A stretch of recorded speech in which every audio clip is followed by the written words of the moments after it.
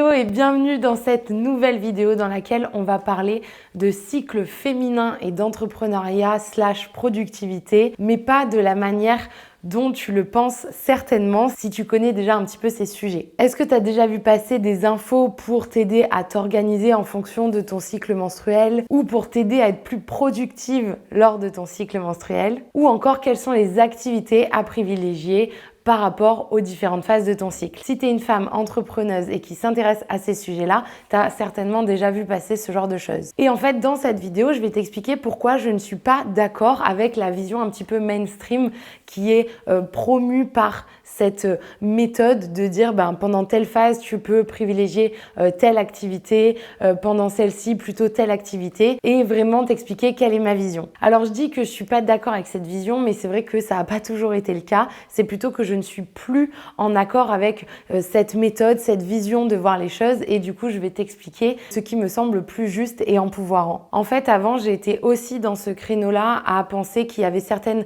activités à privilégier ou à ne faire que pendant telle phase de mon cycle et que toute la phase avant et pendant mes règles, c'était un mauvais moment qu'il allait falloir passer et que par contre, toute la phase avant l'ovulation, là, c'était trop cool et la meilleure phase de mon cycle. Et en fait, ce qui m'a fait évoluer là-dessus, c'est la discussion que j'ai eue avec Gaëlle Baldassari, la fondatrice de Kiffe ton cycle et qui en fait intervient au sein du mastermind pour entrepreneuses que j'ai créé. Si tu veux plus d'infos à ce sujet, je te mets le lien juste en dessous de la vidéo. Bon, déjà, avant que je t'explique un petit peu plus ce qui me dérange avec le discours actuel, je pense que c'est important qu'on fasse d'abord un petit point sur ce qu'est le cycle menstruel. En fait, ce qu'on a appris au lycée, c'est qu'il y avait deux phases dans le cycle menstruel. La première phase folliculaire avant l'ovulation et la deuxième phase lutéale après l'ovulation. Mais en fait, il y a vraiment 4 phases dans le cycle menstruel et Gaëlle Baldassari le présente très très bien sous le format en fait d'une vague qu'on va aller surfer tout au long du cycle. Je te mets la petite image ici pour que tu comprennes mieux. En fait, pendant ces 4 phases, tu vas vraiment vivre des changements hormonaux assez importants et du coup, ça va forcément influer sur ta libido, tes envies, tes besoins, ton humeur, etc.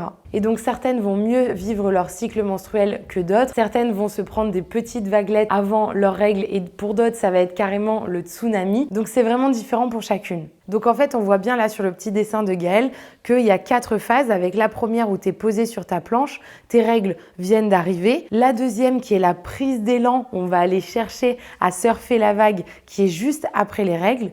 Ensuite, tu es debout sur ta planche et là, tu vas vraiment surfer la vague, c'est ta période d'ovulation. Et enfin, la dernière phase de ton cycle où tu es dans le tube de la vague et c'est la période prémenstruelle où tu attends tes règles. Et donc, en fait, il y a pas mal de personnes qui parlent de cycle menstruel et productivité en te disant telles activités, elles vont être à faire ou à privilégier pendant telle phase de ton cycle. Et ça, c'est une manière de voir les choses qui nous vient beaucoup des Américaines. Et j'ai moi-même trouvé à un moment que c'était une super idée pour mieux s'organiser, pour mieux se connaître, pour être plus productive et j'en suis revenue. Mais vraiment, j'avais fait une vidéo YouTube à ce sujet, des posts Instagram et je te mets d'ailleurs la petite infographie là que j'avais créée pour mieux comprendre ces différentes phases. En fait, les informations, elles sont pas fausses. Clairement, les hormones fluctuent de telle manière. Oui, c'est les différentes phases par lesquelles tu vas passer. En revanche, ce avec quoi je ne suis plus d'accord, c'est vraiment qu'il y a telles activités à préconiser en fonction de telle phase de ton cycle.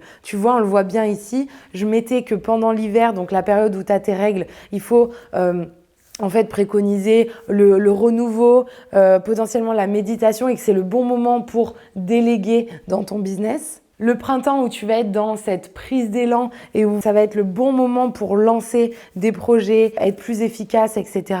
L'été avec le côté vraiment réseau, sociabilité, c'est le moment de rencontrer des gens, etc. Et l'automne où là, on est dans une baisse d'énergie, ça correspond à la phase prémenstruelle et du coup, tu vas être plus dans l'analyse critique au niveau de ton business, à faire des bilans, ce genre de choses. Et en fait, ça, ces préconisations, ça marche pas forcément avec les différentes phases, les différentes saisons, toi, de ton business. Et en fait, le problème, c'est que ça va plus loin que ça. C'est que personnellement, j'ai commencé à vouloir organiser mon business en fonction de mes cycles. Donc potentiellement, en fait, je m'empêchais de faire des choses où je me disais que c'était pas le bon moment et du coup, je me conditionnais à être dans un certain état en fonction de ce que je projetais que j'allais être dans telle phase de mon cycle. Je te donne un exemple, si j'avais un lancement à faire eh ben j'allais le mettre plutôt dans une période où j'allais être dans une prise d'élan avant mon ovulation pour être sûre d'avoir vraiment beaucoup d'énergie, etc.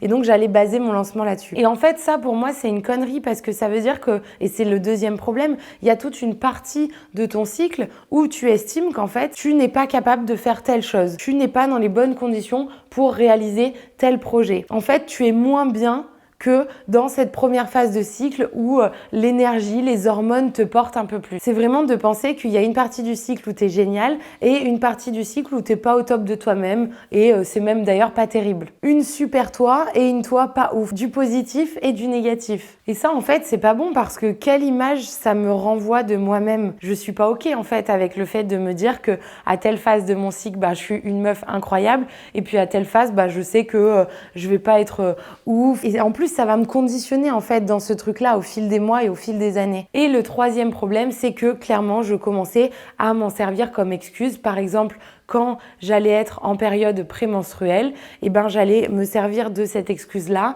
pour expliquer mes comportements ou mes sautes d'humeur ou mes baisses d'énergie, de motivation. Donc certes, les hormones ont un rôle à jouer. En revanche, quand c'était d'autres périodes où j'avais des sautes d'humeur, où j'allais moins bien et que je n'étais pas en période prémenstruelle, en fait, je me demandais ce qui arrivait et ce qui est normal. En fait, on doit toujours se poser la question de qu'est-ce qui se passe? Est-ce qu'il y a quelque chose qui ne va pas? Parce que j'en profite pour rappeler qu'en fait, un syndrome prémenstruel, c'est le signal d'un dérèglement hormonal. Ce n'est pas normal. Et moi-même, pendant longtemps, j'ai parlé du SPM comme quelque chose de classique et à le normaliser à outrance. Mais en fait, non. Oui, la période prémenstruelle, elle est normale parce que c'est la période qui précède tes règles. En revanche, ressentir un syndrome prémenstruel, ça, c'est pas normal. Et encore une fois, c'est le signal de ton corps qu'il y a un dérèglement hormonal, peut-être quelque chose à un changement à effectuer au niveau de ton sommeil, de ton alimentation, voilà, de ton corps. Je suis pas spécialiste, évidemment. Si toi, tu en ressens le besoin, va voir quelqu'un qui pourra t'aiguiller et t'aider à réguler en fait ce dérèglement. Parce que clairement, c'est pas une fatalité. Après, il y a aussi le trouble dysphorique où là, on va potentiellement avoir des pensées suicidaires et vraiment des gros symptômes handicapants pendant la phase prémenstruelle.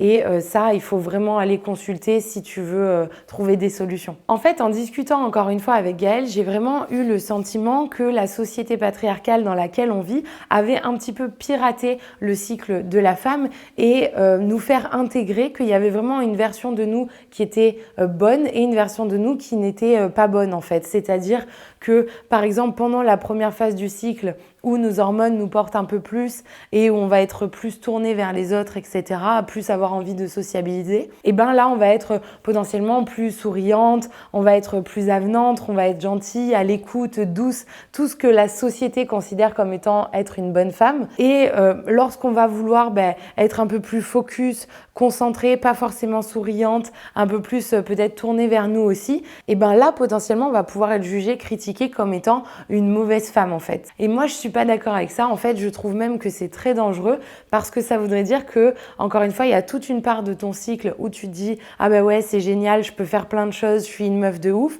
et toute une part de ton cycle où tu te dis « Bon non, c'est pas terrible, je peux pas faire telle chose, je suis pas dans la bonne énergie, etc. » Donc, ça veut dire que ça t'arrive la moitié du mois, donc la moitié de ta vie. C'est un peu dur comme constat, non? Et donc, la nouvelle philosophie avec laquelle j'évolue aujourd'hui et qui me paraît beaucoup plus empouvoirante et avec laquelle je suis beaucoup plus alignée, c'est de se dire on n'est jamais incompétente de rien à aucun moment. Ça, c'est une phrase qu'a dit Gaëlle lors de la masterclass et je l'ai trouvée vraiment très juste et elle résonne encore très fort en moi aujourd'hui. On n'est jamais incompétente de rien à aucun moment. L'idée, ça va plutôt être de se demander dans quelle énergie on est aujourd'hui, plutôt que de se conditionner en mode je suis en période prémenstruelle donc je suis grognon, je ne peux pas faire ça, etc. Et je te dis ça alors que moi-même encore aujourd'hui, je déconstruis cette croyance que j'ai eue pendant des mois et des années. C'est-à-dire que, par exemple, je devais partir en vacances en famille et je savais que j'allais être en période prémenstruelle à ce moment-là. Souvent, lors de mes cycles, j'ai des syndromes prémenstruels, donc signe d'un déséquilibre hormonal que je suis en train d'essayer de régler, notamment par l'alimentation et le sport. Mais du coup, je m'étais dit, ouais, potentiellement, je vais être plus grognon, je vais moins profiter des moments, ça va être plus compliqué à gérer émotionnellement, je vais être plus sensible, etc. Ok, oui, peut-être que ça va se passer comme ça. Si c'est le cas, si tu sais que tu vas être plus sensible, comment tu peux faire pour te rendre la vie plus facile et mieux appréhender les situations pour que ça se passe bien.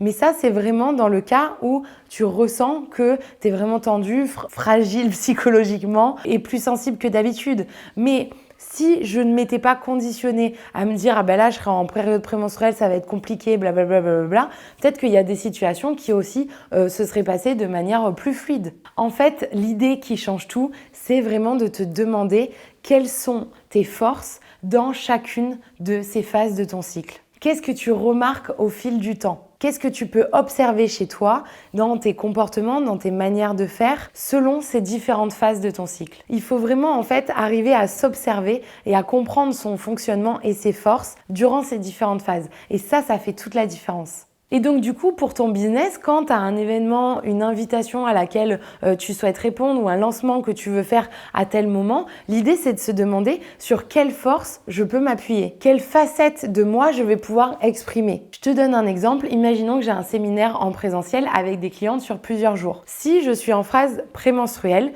j'ai pu observer que en fait mes forces à ce moment-là, c'était d'être beaucoup plus focus, beaucoup plus concentrée, meilleure peut-être dans mes analyses, dans les retours que je peux faire auprès de mes clientes, meilleure dans ma façon d'être à l'écoute parce que plus posée, plus dans l'écoute active. Si maintenant j'ai ce même séminaire mais dans une phase de mon cycle où je suis en ovulation, là j'ai pu observer que mes forces c'était d'être vraiment dans la plupart du temps, dans vraiment l'énergie d'être un moteur, d'être leader, d'avoir ma casquette de leader où je vais avoir en fait plus de facilité à motiver les troupes et à galvaniser, donner de l'énergie. Ça, c'est des forces que j'ai pu observer moi lors de mes cycles. Mais maintenant, ton exercice à toi, c'est vraiment d'observer la plupart du temps quand tu as des événements ou quand tu fais face à des imprévus ou quand tu es en rendez-vous de coaching par exemple, quelles sont tes forces dans les différentes phases de ton cycle. Et autre chose que je trouve intéressant et qui me semble primordial d'aborder aussi dans cette vidéo,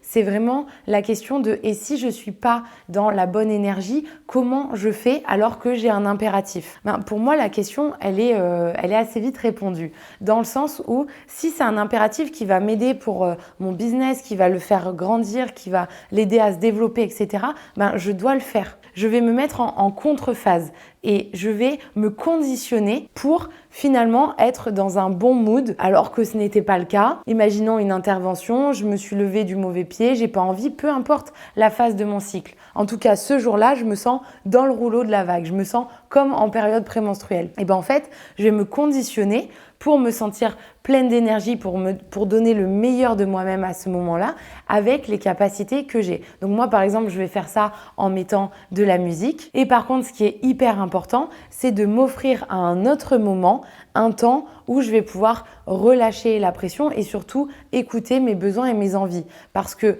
si jamais tu ne fais pas ça, le risque c'est de te conduire en fait au burn-out, c'est-à-dire de tout le temps être en contre-phase, donc de jamais écouter tes besoins et du coup de craquer. Et à l'inverse, si tu es toujours dans l'écoute de tes besoins et du coup, ça freine ton business parce que parfois, on a simplement besoin d'envoyer du pâté et de vraiment être dans l'action, de vraiment développer son business et ça nous demande des ressources, de l'énergie, du temps. Et si tu t'autorises trop à t'écouter au détriment de faire avancer ton business, là, le risque, c'est l'immobilisme, c'est de pas passer à l'action et de rentrer dans un cercle vicieux où finalement, les choses ne marchent pas et tu n'arrives pas à les faire avancer. Donc, ce que je trouve intéressant, c'est vraiment, oui, de réussir à s'écouter. Maintenant, quand on a des impératifs, quand on doit vraiment faire des choses pour faire avancer son business, voilà, on se conditionne, on se met en contre-phase et on va se redonner du temps pour écouter ses besoins à un autre moment. Donc cette vision des choses beaucoup plus dans la nuance